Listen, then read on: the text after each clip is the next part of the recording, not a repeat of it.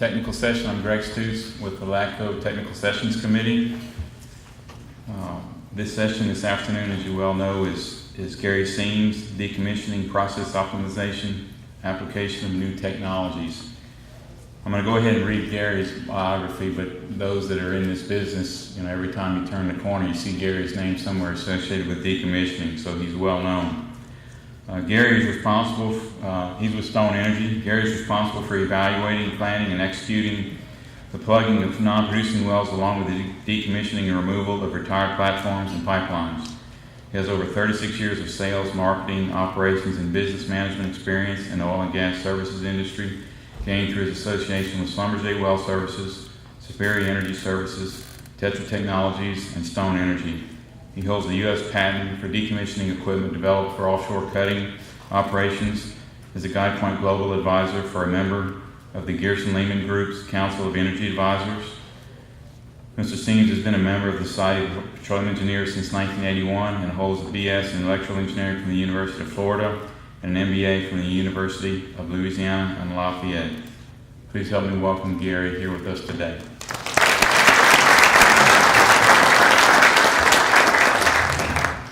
Thank you, Greg. Welcome, everyone. Before I start off talking about the decommissioning process optimization, I'd like to introduce my panel, Mr. Lee Ogeron, the President and CEO of Monco Offshore, Joey Taber, Operations Manager for Oceaneering's Abrasive Cutting Division, Decommissioning. We have Derek Marks with MacTech Offshore, and Hunter Sutherland with Tusk Energy Services. For those of you who want to look at some of the technology, I know that Tusk has a nice display of some of the equipment you'll see today. For those of you who sat in on Steve Thurston's presentation with Chevron prior to this presentation, what you saw is an application of new technologies on the front end of the life of the well in exploration for new hydrocarbons in the deep water and ultra deep water regions of the Gulf of Mexico. I'm going to talk about the whole other end, or the end of life of the wells, and that's mostly related on the shallow shelf of the Gulf of Mexico.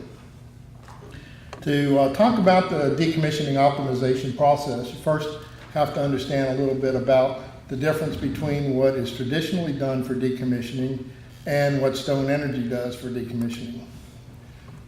In the traditional model, there's multiple mobilizations of single service spreads. We perform the work sequentially. Because you do it sequentially, there's usually multiple bids, multiple vendor selections, and multiple mobilizations. The project can span many months because it takes longer to mobilize different spreads, and you have to wait for equipment availability, so on and so forth.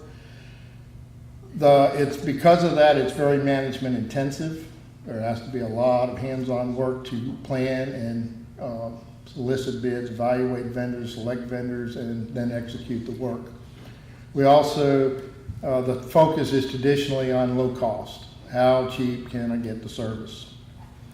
And it's also, because of the length of time involved, it's very inefficient. The Stone method that we've been employing for the last year and a half is more focused on doing the work sequentially. Single mobilization of multiple service spreads. We put everything in one place, we mobilize it to the location, we execute the entire decommissioning process.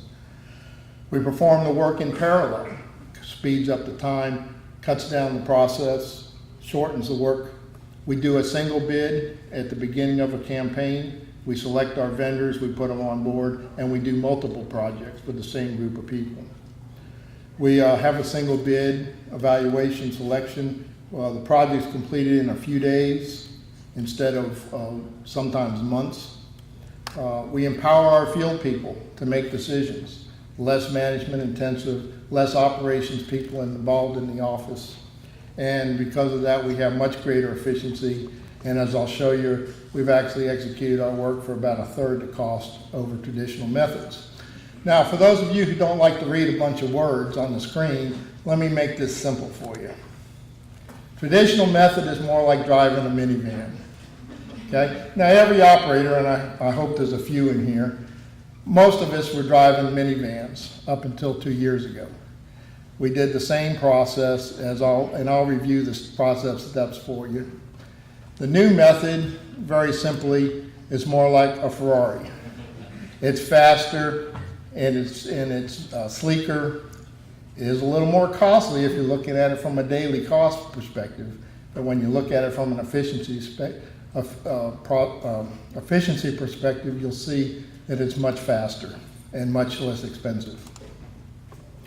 Our process is safer. We've worked over 370,000 man hours with 0 recordable incidents. Some of the processes, some of the things that we've done that make this more efficient are accommodations. Since we mobilize everybody, you have to have a way to do that, to get all these people at the work site at the same time. So by having a large enough vessel where we can put a number of people on board, we have accommodations we staff for 24-hour-a-day operations, so we always work around the clock. We have less worker fatigue because we're not trying to cram a bunch of work into, say, daylight operating time and trying to save costs by having fewer people on board. We have consistent work crews. The same people are doing the same work processes over and over, week after week, month after month. They become very efficient. Everybody knows what to do. Because of this, everybody's not only familiar with the work processes, but they're also familiar with the safety processes. We utilize onboard third-party safety technicians, so that we have a third-party view of all the operations to help identify and mitigate hazards before they can result in personnel injury. Our crane operators, they're all members of the crew, so they understand. They're specifically trained to operate the piece of equipment to do the type of work. You don't have to have a third-party crane operator coming in and trying to train him and expect him to understand how to do heavy lifting, for example, as opposed to personnel transfers from vessel to vessel. We have fewer mobilizations. This reduces the worker exposure to multiple handling of equipment. Rigging operations where a lot of injuries can occur. We have a stable work platform, so we eliminate deck heave and we have less sensitivity to weather. Our vessel uses a DP propulsion system, so it eliminates anchors. Not only do we not have to handle anchors with anchor handling tugs, but we also eliminate the potential for a weather-related drag of an anchor over an active pipeline and risking an environmental contamination. And of course, we use abrasive cutting in our process to eliminate the use of explosives. So we not only eliminate the risk to the people handling the explosives, we eliminate the risk to the environment. So no explosives, no harm to the environment. Our method is not only safer, but is greener. Oops, what happened here?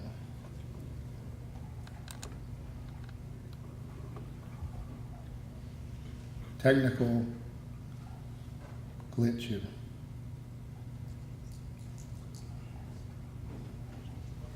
Help me out there. There we go. Our process is less expensive.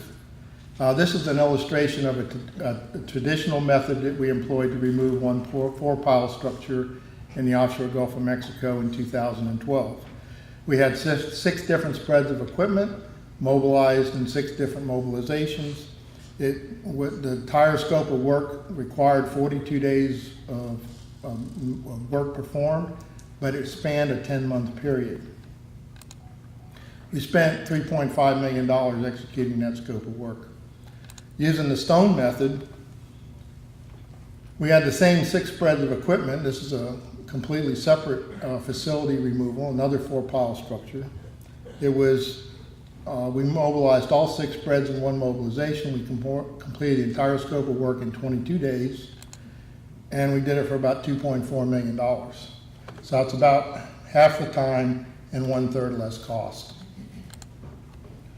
So let's summarize the traditional method of executing decommissioning. And this is just to educate those of you in the room that aren't usually doing decommissioning type work. The first step is when you have a platform with multiple wells on board, you've got to plug and abandon, remove, you're going to ultimately remove the entire structure. The first thing you have to do is go out and install living quarters for the people who live in. Or you have to recondition the ones that may be out there and get them ready. Then you have to perform a make-safe on the structure. It may have been idle for a period of time. Got to make sure the condition is suitable for inhabitation and for worker safety. And you have to certify the crane. Now, you may use the existing platform crane if it's been in service recently, but it has to be recertified. Or you may have to install a portable crane just before you can even think about beginning decommissioning operations. The next step is you bring out your rigless plug and abandonment crew. And these guys are going to come out and put all of the required cement plugs into the well. Then you're going to bring out a cutting spread. You got to cut and remove all these conductors that you just put all the cement in the wellbore. By regulation, one has to remove all the conductors at least 15 feet below the mud line in the federal environment. So you have to come in and cut the conductors 15 feet below. You got to pull them all out, section them, lay them down on a boat. Next process, if you have any production equipment on board, that has to be flushed in the pipeline. Any pipelines that were either supplying, say, gas lift operations or were the sales line where the production was being transferred to shore. These pipelines all have to be flushed and pigged and prepared for final abandonment in place. Then you have to bring out a DSV, perhaps, a dive support vessel with divers to remove after the pipelines have been flushed and pigged and are ready for abandonment. You have to cut the ends and bury the ends. You have to remove the tube turns from the structure because you have to do all this before you can take the structure out. The next step, you have to bring out a cleaning crew. They got to clean all the production equipment that's on board and remove all of the hydrocarbons, make sure there's no radioactive materials remaining in the vessels, and that it's certified norm and hydrocarbon free before you can take it apart. Whoops. There we go. What's going on here? Sorry.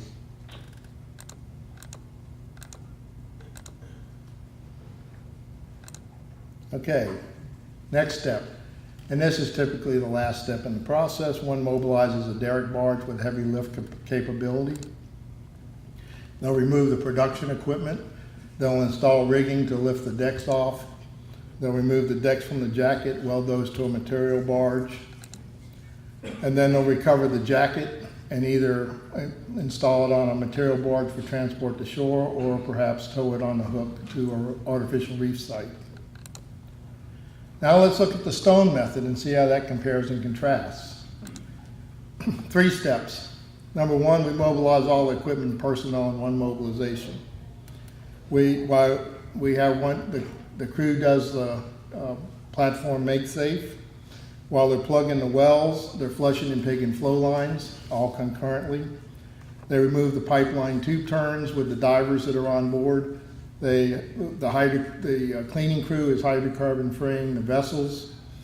We'll remove in the production equipment as it's cleaned, and we cut and remove the conductors prior to removing the decks and jacket, which is the same step as with the derrick barge. The divers jump, do a debris sweep for the bottom, do a mesotech scan.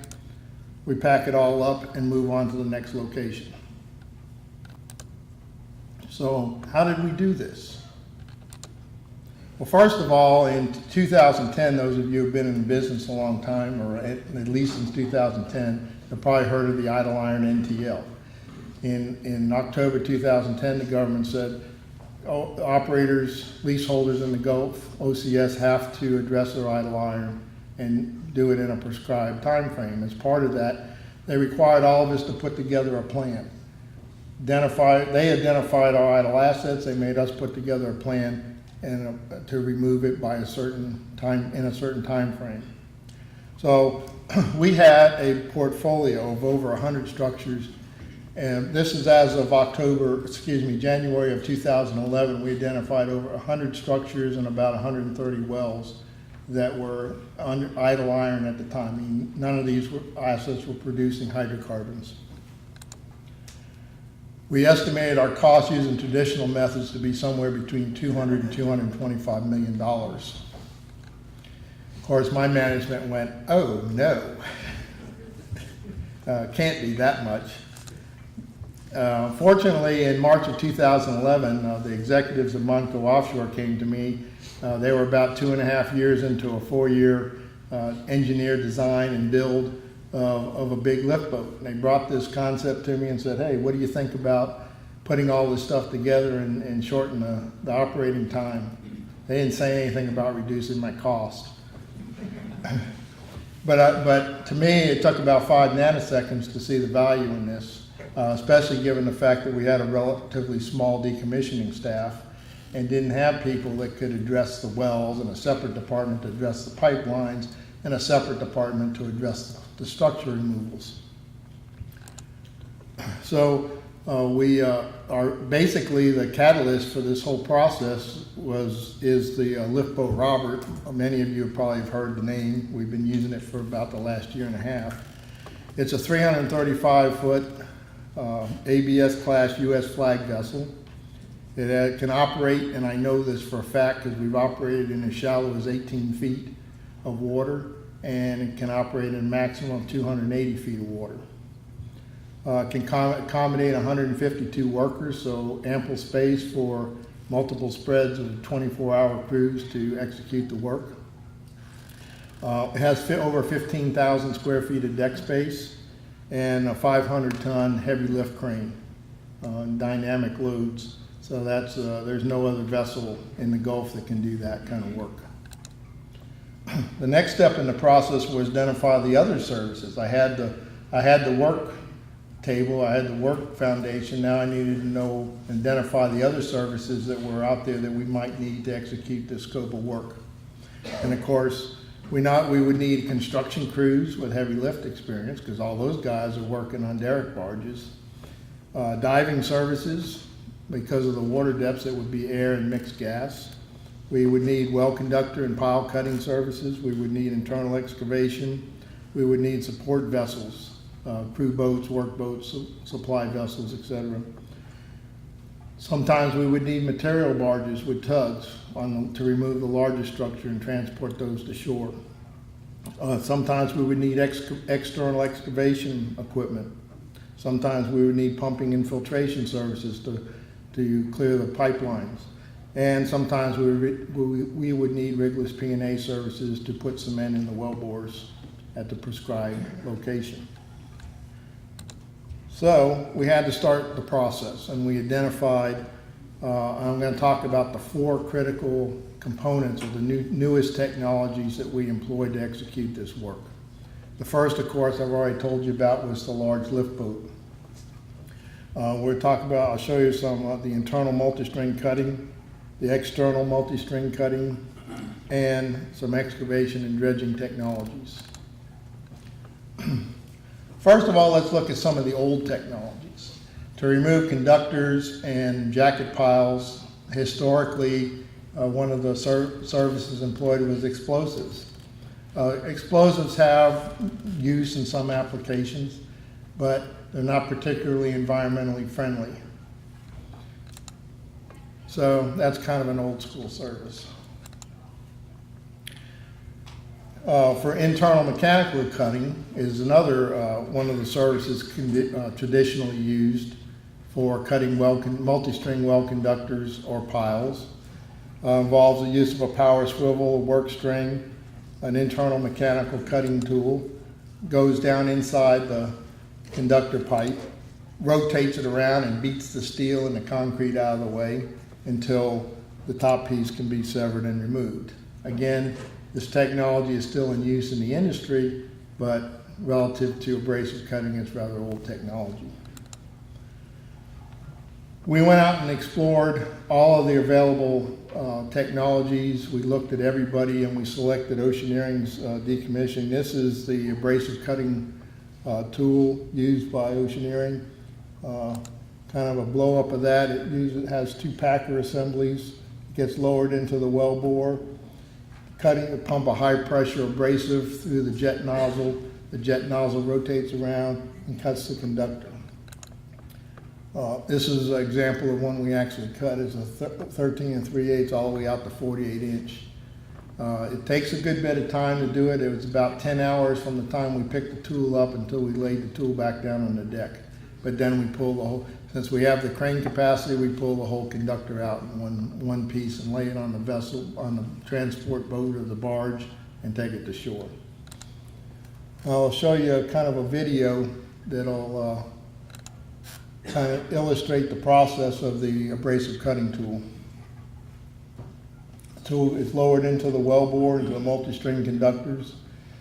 It's lowered at least 15 feet below the mud line, as required by regulations. The packers are set.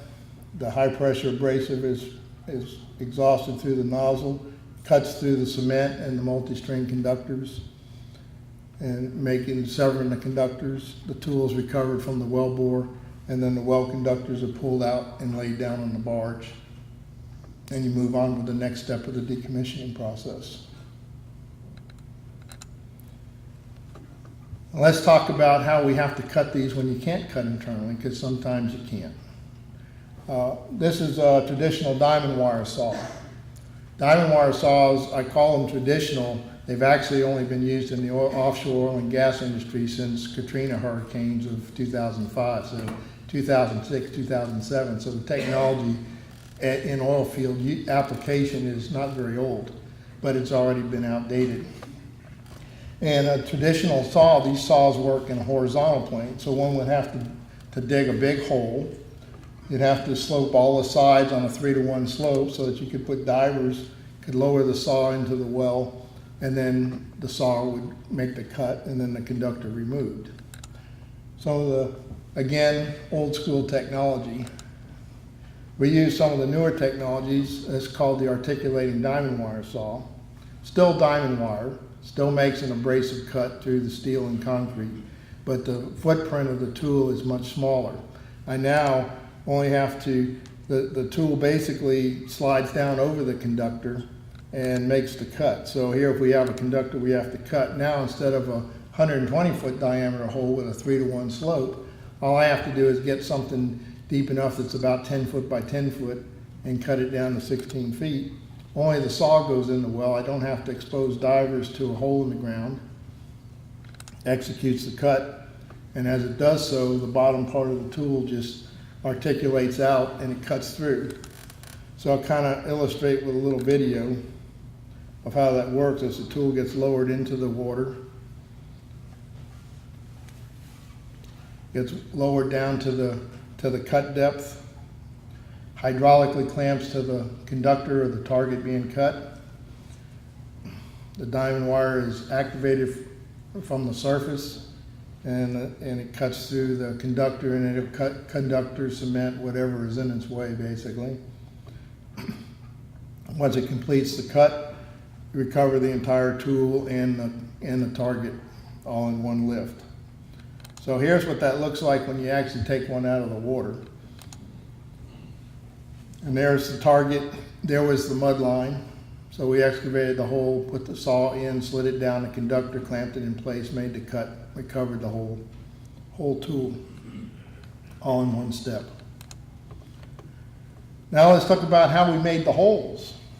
Okay, in the traditional method, you used to have divers with airlifts and jet wands. For those of you who are divers in the crowd, I'm sorry, we don't need that anymore. Come on. There we go. The other, what I'll call traditional method, this is a traditional submersible jet pump. The tools we use today are pretty much the same. What's different is the device used for breaking up the mud before you can suck it up, dredge it out, and exhaust it away from the hole. These tools, and they're still available today, use a high-pressure water jet to try to break up the clays. What we found is that doesn't work so good when you're working in the Beaumont clay areas of the Gulf of Mexico. So again, I'm calling this the old school technology. What we're using now is the hydraulic auger dredge. This tool actually has auger blades that bust up the clay. They counter-rotate so it feeds the exhaust it feeds the clay into the exhaust, where it has a big hydraulic pump that blows it out through an exhaust hose. I have just a little video that shows how the counter rotating works. You can see basically it goes in as these augers counter rotate, it feeds the center suction pump. It exhausts up through this and out through an exhaust port and exhausts the debris and the solids away from the hole.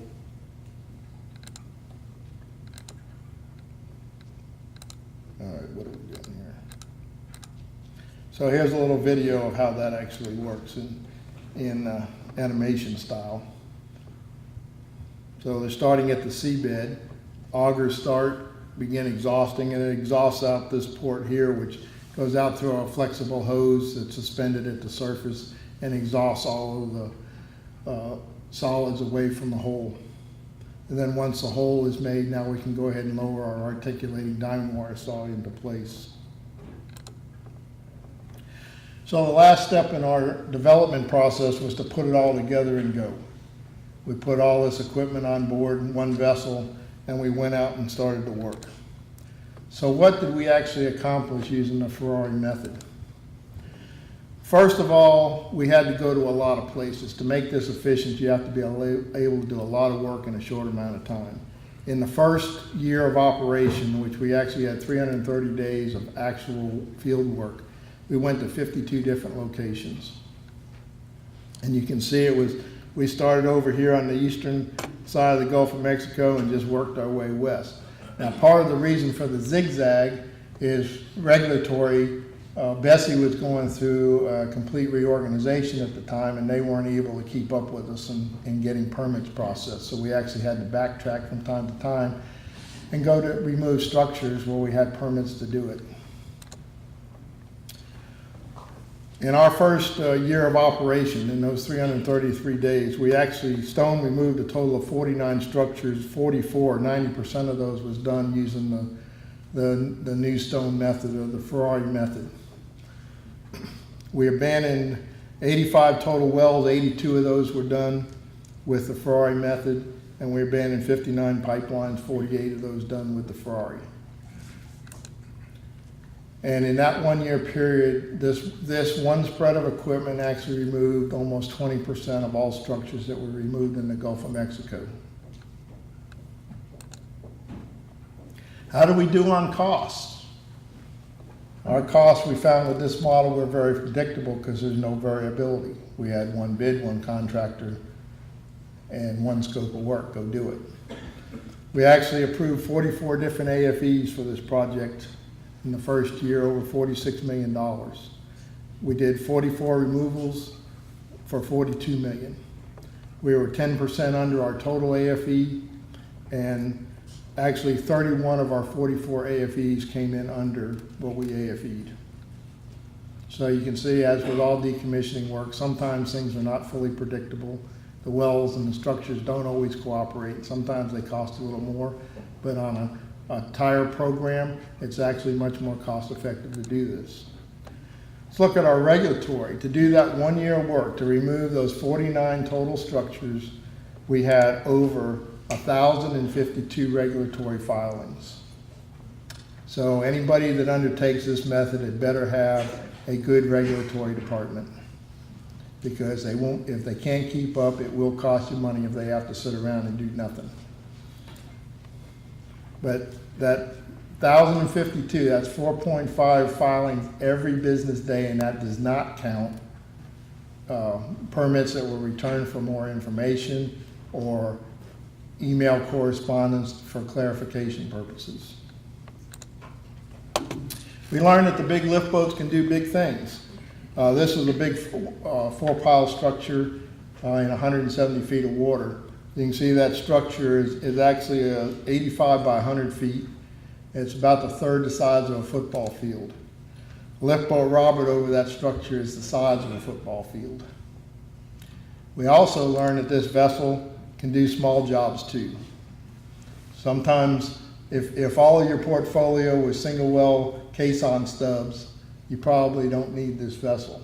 Unfortunately, most operators' portfolios are a mixture of the above, but it has the capability of doing big to small. So let's talk about the Stone Energy decommissioning model. This is what we accomplished.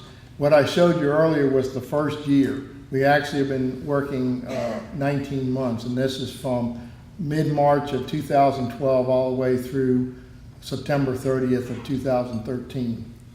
That's 562 calendar days. We were down for 12 days for tropical storm. We were down for a total of only 14 days in 562 due to other weather events. We had 23 days that we shut down basically over the holidays for 23 days to do our annual Coast Guard inspections. And out of that 562, we actually loaned the vessel to another contractor for a 30-day period. And they actually, within a day, turned it into a junky old minivan, but that's another story. 483 work days is what we ended up. We were 91% productive in those 483 days. What are the results? We removed 76 structures. Now this is as of September 30th, so almost a month ago. 76 structures, 125 wells, 56 pipelines. We've made over 1,000 air and mixed gas dives, over 320 internal abrasive cuts, over 40 external abrasive cuts where we dredged and cut conductors or pilings externally. We have worked over 370,000 man hours with 0 recordable incidents. That safety performance got us the National Ocean Industries Association's 2013 Safety and Seas Award for that performance. Remember I told you earlier when we were looking at our scope of work and trying to put this together and figure out a different way of doing it. And I told you we estimated using traditional methods of between $200 and $225 million. We actually completed all the scope of work plus more than what we originally thought we had to do. And our actual spend was $133 million.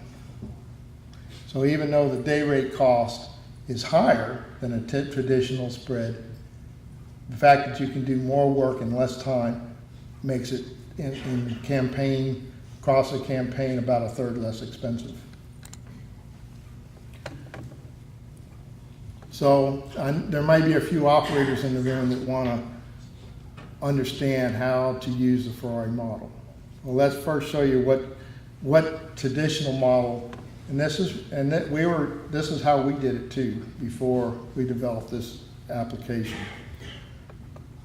Typically, operators have large decommissioning staffs. Why? They have one group to do wells, one group to do structures, one group to do pipelines. They focus on daily costs. Why? Because they're bidding every single project on a project-by-project basis or on a period of time basis. Typically, they overestimate their AFE amounts. They have to because they don't know how much time is associated with that might cause delays in the execution of their work because they're doing it in sequential stages. Oftentimes, they'll underachieve their decommissioning plan. They got X amount to do, but they only complete Y amount because they couldn't get all the assets at the location to do the work at the time it was required.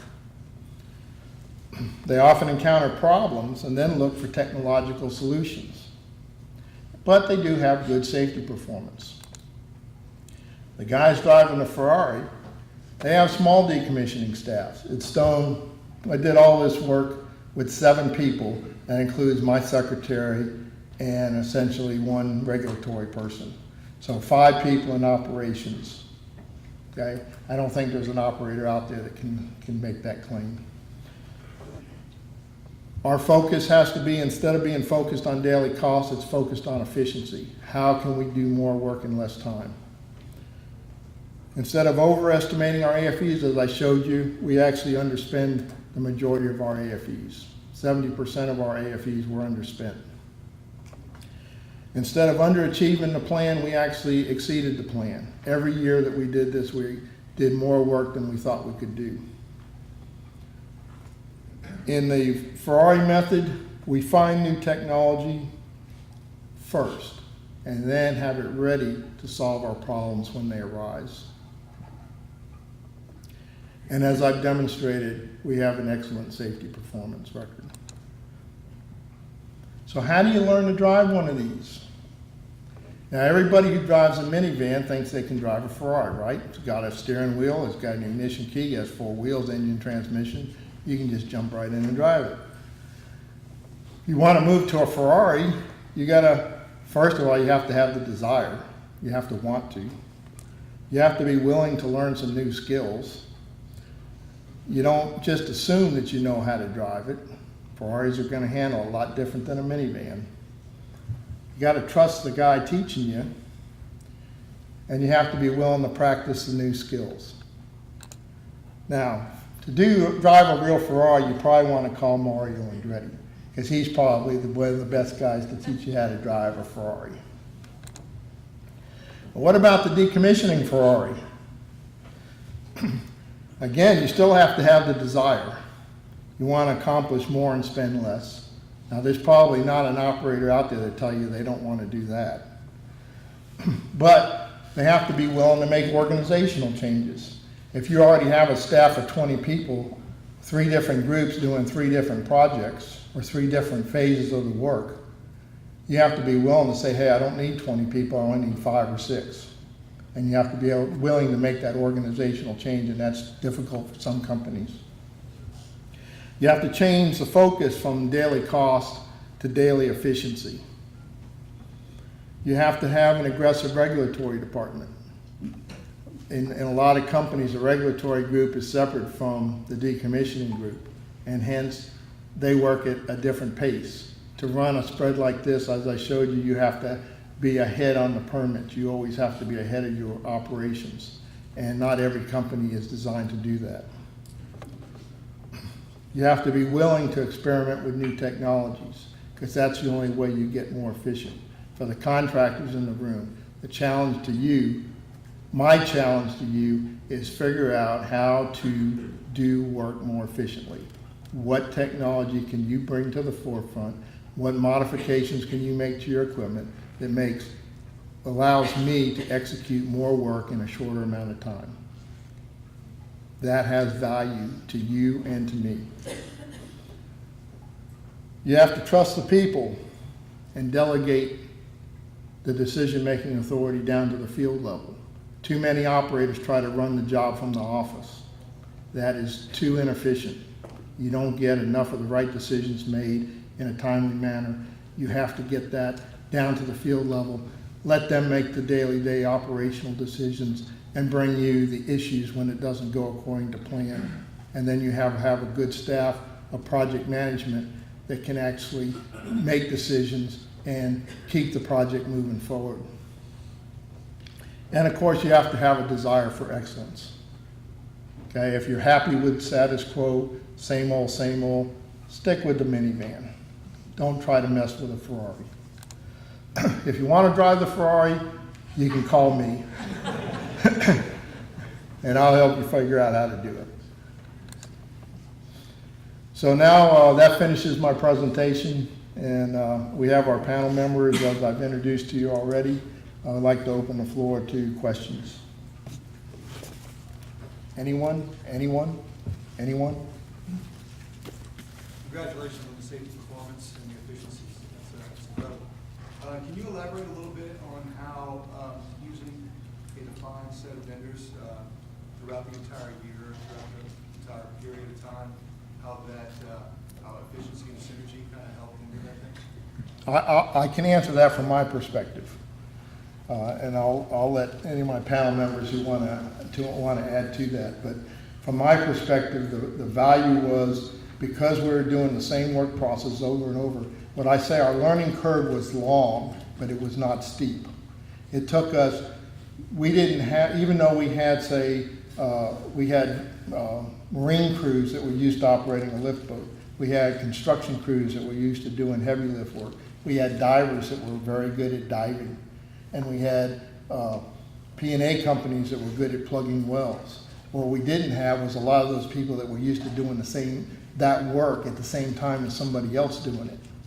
And that took about 3 months of working together and learning the process, and everyone on the project becoming familiar with the work processes and knowing when it was time for them and anticipating ahead of time when it was time for them to go do their part of the process. And so that is by having the same workers on the project day after day after day, the same companies involved. I didn't have to re-educate everybody every time we changed from one scope of work to another scope of work. And again, it was all back to improving efficiency. Any of you guys have any thoughts or comments on that?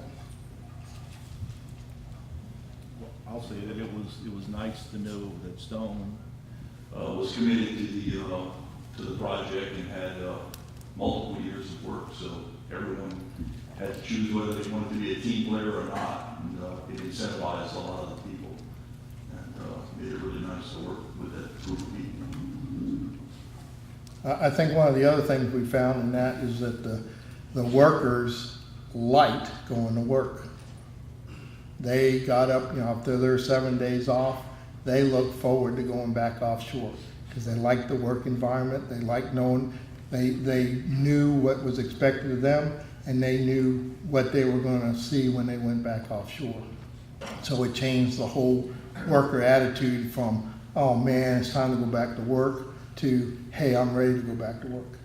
As a matter of fact, I think there was one example where the guy's wife asked him, well, why are you so happy about going back to work? You had never been that happy before. She was wondering where he was really going. Other questions? Come on, there's got to be more than that. I got a question. It's just about the concept of coming up with LAGCOE, Robert, and it had to be a big risk on your part, Dee, to undertake that. And what were your thoughts when you first started, and how do you feel about it now after it's been a year? We started in '07 with the design and actually began construction in early of 10 and delivered the boat in 12. So the whole process was about 4.5 years. The ILR actually helped a lot, obviously, from the time constraint standpoint, and as far as when the operators had to remove the ILR. But for a long time, having worked in the industry for 35 years, it was just a matter of time before the stuff had to be removed. And looking at the technology that was out there, we thought that it was a better mousetrap, and we decided to go ahead and design one. And we actually had a lot of interest in the international market also. So the risk wasn't only for the Gulf of Mexico. So we were looking at a lot of different projects around the world. And whenever I approached Gary, he was very accommodating and thought that it was something that we could work with. It's been a big success. Gary, as far as Are you building another one? Number one, and number two, is it a fixed spread cost per day, not just for you, but for everything? You just have a fixed cost, or do you move services every now and then? Well, we have some variability in there. We have some services that we know we need most of the time, like divers, like a construction crew, of course, the lift boat, marine crew, and the cutting services. So what we did is we kind of negotiated some deals when they have people out there, when they don't have people out there. But those services stayed on board all the time. But I can tell you that the daily spread rate is in a pretty narrow window, and what varies that one way usually up is when you're running all the services, you add P&A, you're on a big structure and you need material barges and tugs, because you have pre-work time where you have to get your barges laid out with load spreaders and everything, so you have to kind of start that process a little bit before you're ready to take decks off. So you have to do a lot of planning to make sure this executes smoothly. But the daily cost, it probably, and I'll tell you the range. It probably ranged from about $155,000 a day on the low end to about $175,000 on the high end, depending upon how many people were working at a time, how many additional spreads of equipment. But again, it's very predictable because all of those contracts and deals were already identified, defined, and agreed to way before we mobilized the first time. So it was easy to plan the cost. And as I showed you, like I said, if I walked to any operator today and said, I have a spread and it's gonna cost you $170,000 a day, they tell me to get out of their office, right? Why? Because they're driving minivans and they're thinking traditional, daily cost. And so, but let me ask you a question. If you're an operator and I got 6 contractors on a location and I beat each one of them out of $1,000 a day, I save $6,000 a day. If I can shave a day off a project, I've saved $170,000. So which one is more valuable to you? We will take delivery of the sister ship, the Porch Geo, in July of next year, which is also been contracted to Stone Energy. They'll be finished with their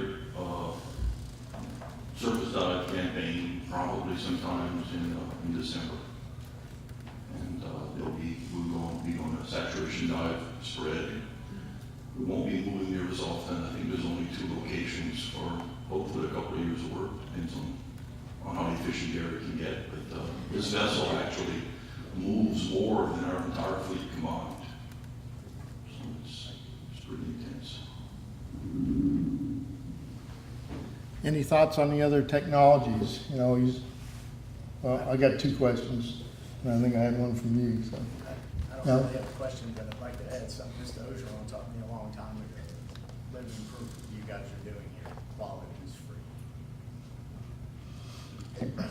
That's right. That's, you know, what's the cost of quality? You know, one mistake is very expensive, and we have them. I mean, you know, decommissioning is not an exact science, and any of those of you who have worked in that understand it. That if one thing is guaranteed, is it'll be different tomorrow. What you plan to do tomorrow will not be done that way tomorrow. So David? On your abrasive cutter, could you elaborate on how many gallons per minute, you know, are you pumping through it, what is your pump pressures, and what kind of abrasive material you actually using? Flow rate is typically about 25, 30 gallons per minute. Pressure can range anywhere from 10 to 15,000 psi. And I'm sorry, what was the 3rd question? The abrasive material? Oh, the common name for it is copper slag. It's a byproduct of the smelting process. We ship it from Arizona. It's actually more expensive to truck it over than the cost of the material itself.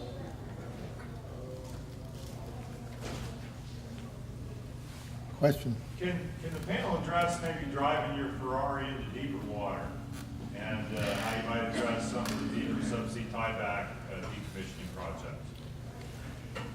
Well, one thing I can say is lift boats with 335-foot legs aren't going very deep. But I think the concept is feasible. The issue is going to be associated with the work platform that you have, whether you're going to work from a floating vessel or an anchored vessel. I mean, obviously it's going to be floating, but whether it's going to be anchored or DP, whether you're going to use marine riser, and I'm talking about for well intervention or decommissioning work. We haven't gone there yet, so we really don't have an answer to the question. But I can promise you, I think that's on my plate of things that I'm going to be looking at here in the near future as Stone moves further into becoming a deep water operator. And it is something that I will look at very hard. Yeah. Anybody else? What is the largest structure you produce in terms of that way? I can let my associate in the back of the room answer that, but I want to say the single lift weight maximum was probably about 280.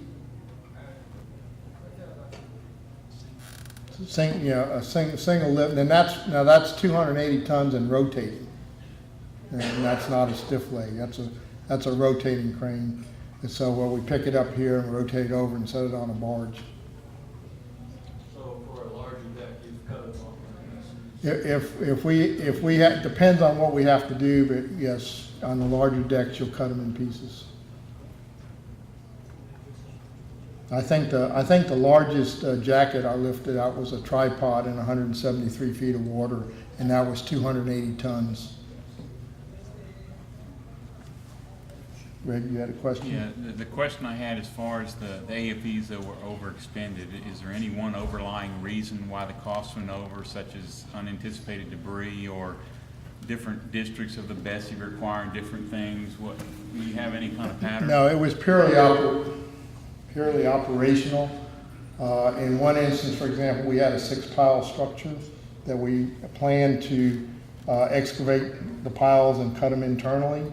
When we got there, we found out that whoever installed the structure some 40 years earlier had, when they grouted the piles in place, they actually filled them full of cement. So we actually we had 6 piles that we actually had to externally excavate and then cut them off externally. So that's the kind of things that you don't know about when you're dealing with these old structures. The 36-pile structure I showed you in one of the pictures, of course, that was installed in the 40s. And we took it out in a pretty short amount of time with the lift boat Robert. It took me longer to do the site clearance work and more money to do the site clearance than it took to take the structure out. So no, the short answer is no, there's not one underlying thing, it's decommissioning. Sometimes it's a well issue, sometimes it's a structural issue that you didn't know was there that would cause you a problem. Sometimes you go down a well to put cement in it, and then and all of the diagrams show it's perfectly clean and was flowing production 3 years ago, and you get out there and find it's full of wireline tools. So sometimes you just can't anticipate everything. Still got 10 minutes. Where do you go from here? Where are you going to get the next efficiencies out of your operation from? Well, as far as shallow shelf, I think this is about as efficient an operation as I can. Our next venture is actually, as Lee alluded to, was working in some top of well abandonment work. Traditionally, that work has been done on floating vessels or drilling rigs. We're going to use the lift boat Jill to do it, but we are using saturation divers. Saturation divers typically, it slows the process because you got one person doing all the work at the wellhead, which is submerged 170 feet below the water line. So the efficiency comes in looking at the possibility of using multi-person dive bells. Can I have 2 divers doing 2 different things at the same time? Maybe I want to augment that with an atmospheric dive suit, put ADS on there, and have a 3rd guy in the water doing something. There's lots of things that I'm working on, and after today, that's my next plan, my next project is getting that ready to go for the middle of next year. Any other questions? Guys, I encourage y'all to take a look at that Tusk dredge out there. That thing's a pretty amazing piece of equipment. It's sitting out there in the yard. You can see it from the glass window over there. It probably cuts dredging time in just a standard environment by half. And when you get into the clays, Beaumont clays, nothing else can touch it. I shouldn't have said that. He's probably going to raise the price when we get into the heavy clays. With that tool, have you ever encountered anything that's torn up or broken the mechanism because of debris, junk, past its capability? And then obviously you repair it. I was just curious how often it runs into something that it can't handle. Yes, sir. The feet are actually removable. So when there's damage that's done to the feet, we take them off and we have spares that come with it. But as far as debris and stuff like that, what we've encountered is that the debris actually gets tangled into the feet and it keeps it from getting inside the pump, which saves a tremendous amount of time with having to deck the pump and dealing with the debris actually inside the dredge. Anything it's encountered so far, it chewed up on Mr. Gary's caissons pretty good. And other than that, if it doesn't touch it, it won't destroy it. Cable, grating, stuff like that, it'll pretty much chew through it. I think we were the we were the first guys that bent up the fingers. So you see all those fingers that are rotating around, we actually bent them back. I think he had to do a little redesign there because that was his weak point, keep it from tearing up the hydraulic motors. We definitely worked it to its limits on the first project. Anything else? Any other questions? All right, well, thank you all. I appreciate it. And